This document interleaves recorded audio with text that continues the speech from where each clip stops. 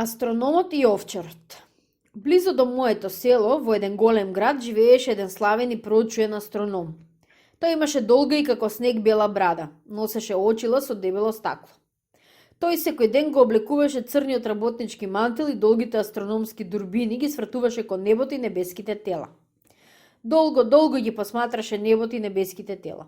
Особено ноќе многу не спиеше, сон не го фаќаше, толку беше залюбен во својата астрономска работа.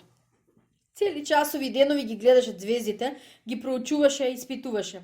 Секоја промена што ќе ја пронајдеше ја бележеше во една дебела и исчадена книга. Астрономот ги проучуваше Марс, Сатурн, Венера, а особено ја проучуваше месечината и упорно ги следеше сите нејзини промени. Посебно го интересираше замрачувањето на сонцето. Многу учени луѓе црпеа мудрост од неговите исчадени црни книги. Дури и весниците пишуваа за него и за неговите научни откритија. Славата надалеку му се ширеше. Но еднушка му падна чудна мисла. Откако во весниците прочита во кој ден ќе биде замрачувањето на сонцето, реши тоа замрачување да го гледа од некоја планина. Астрономот мислеше: на планината е мирно и тихо. Таму нема градска врева, луѓе, автобуси, трамваи и автомобили. Ќе се качам на планината и можеби ќе дојдам до нови откритија. Далеко од градот веќе се гледаше планината. Еден ден астрономот ги расклопи дурбините, ги намести во еден сандак, ги натеваре на еден конј, бидејќи местото беше планинско, и тргна. Планината беше далеко, а патот лош, но астрономот неуморно одеше напред. Него го влечеше славата. Кога втаса на планината, денот беше убав, сончев и ведар. На небото немаше ниедно облаче. На планината се беше тивко. Планинскиот благ ветрец му ги милуваше брадата и лицето.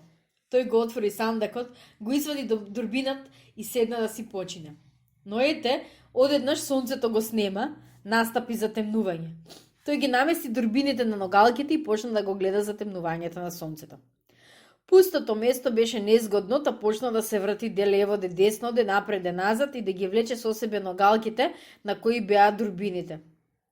Наблиску тука имаше голема јама што тој не ја виде. Некако се лизна и падна во јамата. Се мачеше да излезе, ама никако не можеше. Почна да очајува. Ах, овде ќе ги оставам коскиве. Не потреа многу, низ планината се разнесе звонење на звонци и свирка на кавал. Астрономот почна да вика: "Овчару, брате, помош, помош!" Овчарот приде до јамата, се наднесе над неја и погледна. Во јамата стои човек со брада. Тој го праша: "Кажи ми, кој си ти?" "Те молам, излечи ме горе," почна да се моли астрономот. "Кога ќе ме извлечеш, ќе ти кажам кој сум." Овчарот го отпаша својот чарен селски појас, го спушти едниот крај долу и му рече: "Фати се за појасов, држи се цврсто и јас ќе те извлечам горе." Астрономот се фати за појасот и овчарот го истрага горе. Астрономот му заблагодари и овчарот го праша: сега кажи кој си." "Јас сум астроном." Што е тоа астроном?" праша овчарот. "Не разбирам дури што значи тој збор астроном." "Астроном е оној човек кој знае да гледа на небото, да ги посматра и да ги проучува звездите. И јас сум тој човек." "Лажеш, не ти верувам," одговори овчарот.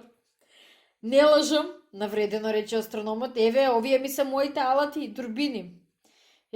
Старчише со бело брадиште," почна да ми се смее овчарот. "Ти не знаеш да гледаш на земјата, а ваму се фалиш дека знаеш да гледаш на небото. Да знаеш да гледаш на земјата, немаше да паднеш во јамата."